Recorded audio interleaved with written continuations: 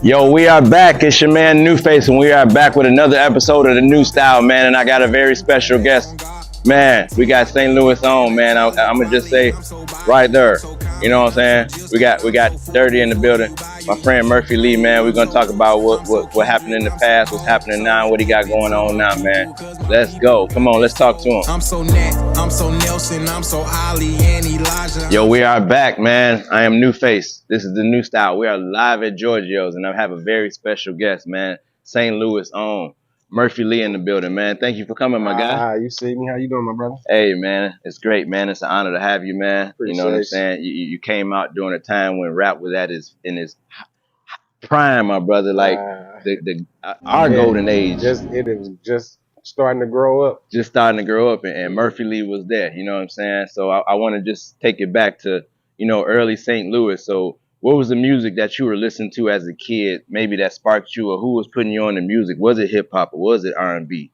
I guess we all came from the R&B era. You know what I'm saying? Like I just remember coming home from drive-ins and they playing some Otis Redding or some, you know what I'm saying? Like Yeah. some OJs or, you know what I mean? Smokey Robinson, Heavy Temptations and things of that nature. You know what I'm saying? Then I go, give my auntie, she's a teenager at the time, and I'm probably 4, 5, 6 years old, and I see album covers of Prince, Michael Jackson, New Edition, you know what I'm saying? Like El DeBarge, Ooh, you know what I'm saying? Like, turned out. and just things of that nature. And then when I get to hip hop, I go over to another cousin house, and it's a little ratchet over there, and that's when NWA is introduced to me. You know what I'm saying? And like, of course, I seen things of like Crush Groove and Beat Street and things of that nature that hit me to East Coast hip hop. You know what I'm saying? Like where it started, when how it began, and then I got really ear-wise tape.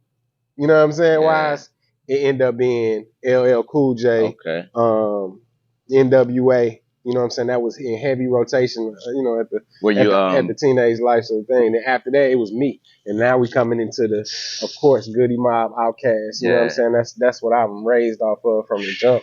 And then, but I'm so MJG A-Ball. I'm so Spice One, E40. I'm so Scarface. Shout out to Be Legit. You know what I'm saying? I'm so UGK that it's like, that's what raised me. You know what I'm saying? Like I can go all the way to Dayton families. Oh, and, man. You know what I'm saying? Bone Thugs and Harmony was my household. You know what I'm saying? Like, and just go there. Were you the one buying tapes, or were you just hearing? I really didn't buy my. I was dubbing my big brother's tapes, turn them into mine. I couldn't afford nothing. Oh, okay. I had no money to spend. Mine went on lunch money. Oh man. I ain't had no money. So when did the influence transition to you wanting to thinking that you can rap or rhyme? Where did that? That was then. That was that Goody Mob Outkast. That was the beginning of it. That '93 made me say, "Oh, you can do that on a certain level." That's how we coming. We just super tried. So was your first time at a house, a studio? Did you write it? What was that process like? We wrote it. It was about before there was 5 lunatics. There was probably about 10 kids in the room trying to rap. You know what I'm saying? And then it moved out. By the end of the night, it was for us 5. You feel what I'm saying? And I wrote my first verse called Ragged and Dirty then. You know what I'm saying? It was crazy. Ali helped me, of course. That's and yeah, man. And it sparked from there. We did a talent show, one of our first talent shows. That was bad. Now tell the people about St. Louis, the scene and their work. I mean, I'm telling you, like how Memphis and Detroit there was a run with St. Louis had from, yourself, Nelly, the Lunatics, Jaquan, and Chingy. Mm-hmm. There was that run. Was there anybody? R.P. Huey. Yeah, and Huey. You know what I'm saying? Were there people that we just didn't hear about that were popping in St. Louis that you can mention their name or knew about that just didn't get to that level, but in the city really knew about them? It was a lot, bro. It was a lot. I don't want to miss out on. You say one and they be mad at the other. I got you. If you go to Ali album, Heavy Starch, it was a record on the end of the album. Uh-huh. Had like 20 artists from St. Louis on there. Remember so he went and got the best of the best. And this is in 02. So he went and got the best of the best and gave them a shot on a national album, international album. You know what I'm saying? Like, so it was just dope to see that. And, like I said, everybody got on there 16. It wasn't even like they was kicking 4 bars and going to the next part. Everybody was 16 or more. Like some people went too far. Probably about 6, 7, 8 minutes long. They had a gang of artists on there, but go check that out and just hear the names or whatever and see the names. But Man, we had a lot of artists, but shout out to Bulletproof Records because they was one of the first ones, like in '93, that I knew that actually created something, sold it in stores, sold it at the crib, sold it out of trunks. You know what I'm saying? Really was moving, had a real movement. Yeah. When I go to school, the kids was, you know what I'm saying, singing their stuff and made me want to do that. So I shout out them all the time. And that first talent show that I'm talking about, that was their release party. And they had a contest, and we won that contest. Wow. And not because we knew them, but because we killed that thing. And so you transition from that to, you know, you see a Nelly, like, and this is another thing. One of my favorite stories with artists too is that I heard that, you know, Nelly was working that song, and before it went on a nationwide level, that St. Louis knew about EI and Country Grammar or the song like 2 years prior. Like, yeah, it was called something else. Yeah.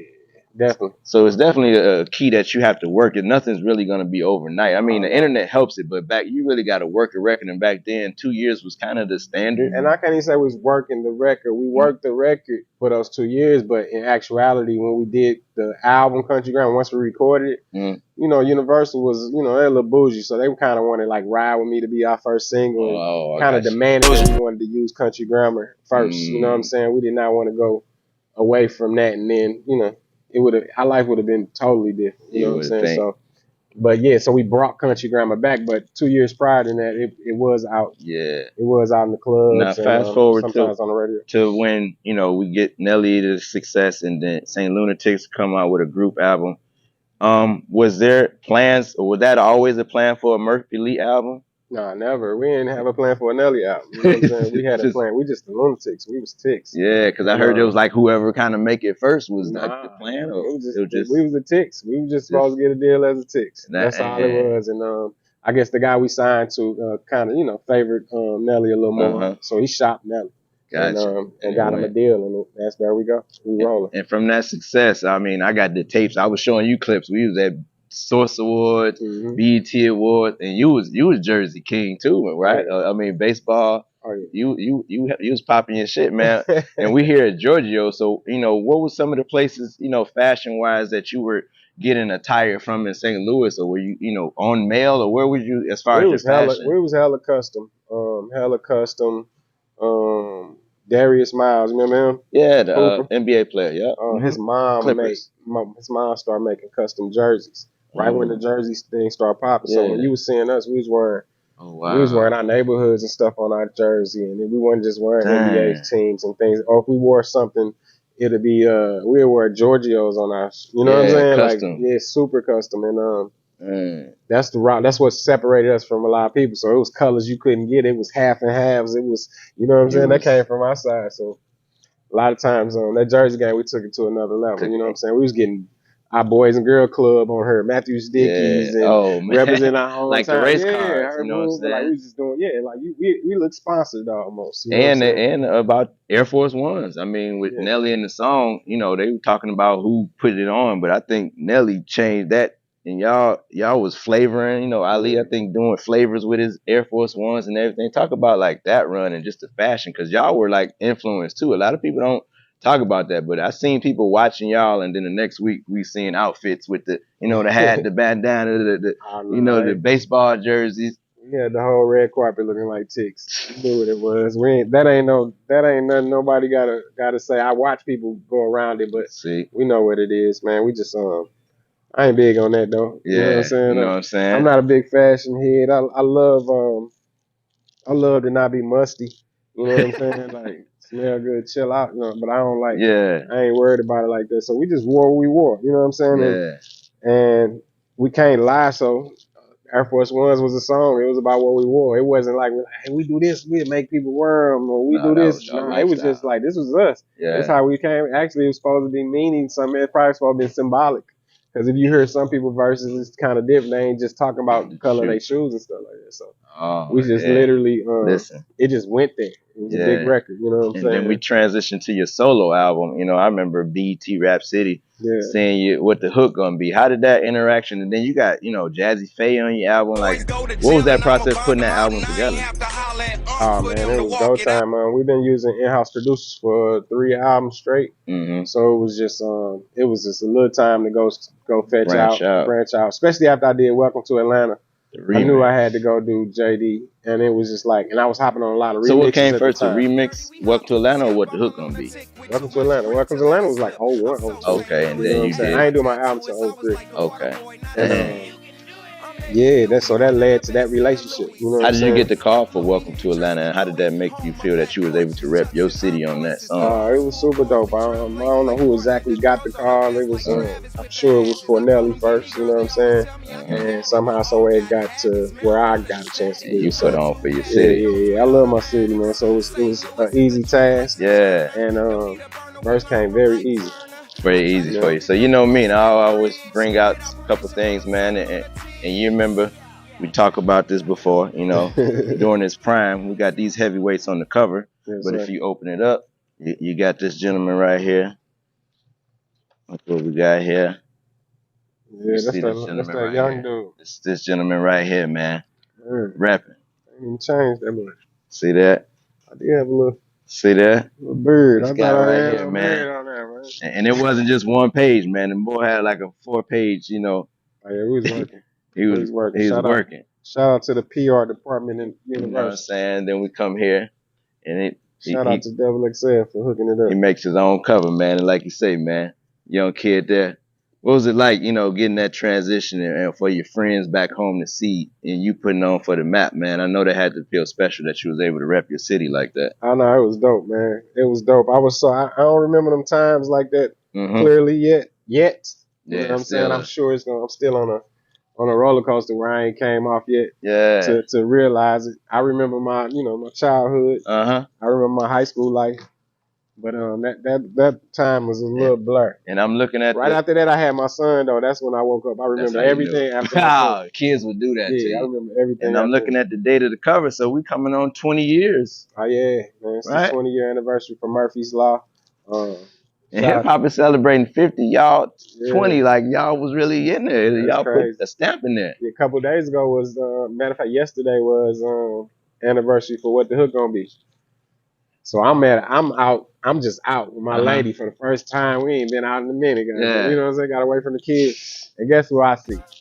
That JD? Jermaine Dupri. Jermaine Dupri. That was, and then I ain't even trip off of while I'm with him though. You know what I'm saying? Look, and this is not no cap. What's the song that I just was playing? What that say? What the Hook Gonna Be? Yeah. This guy right there, man.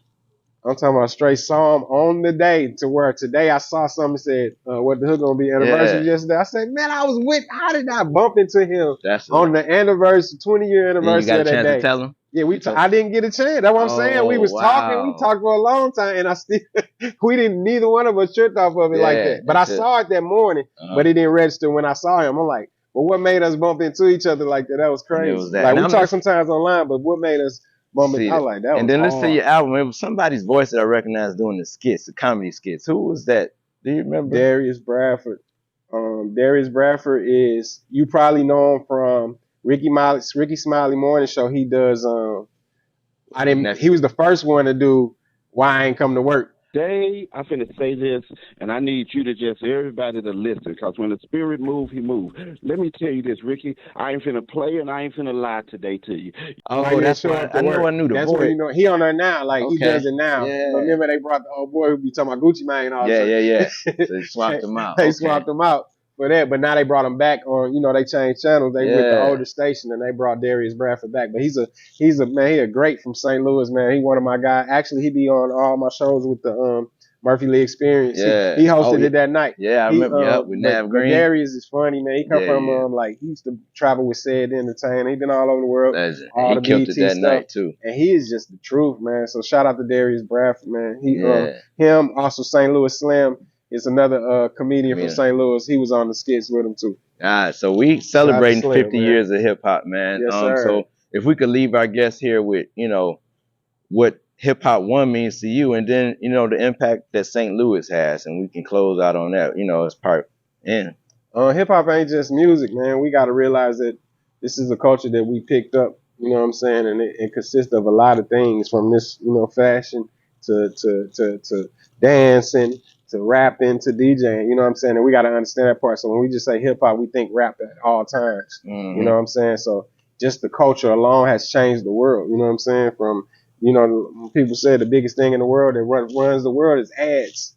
And any ad you can think of is just it's hip hop influence always. You know what I'm saying? Thoughts and music. So me personally, man, this is my everything. This is why I wake up to. It's the way I am, who I am, what I am. You know what I'm saying? I don't even know how to change it.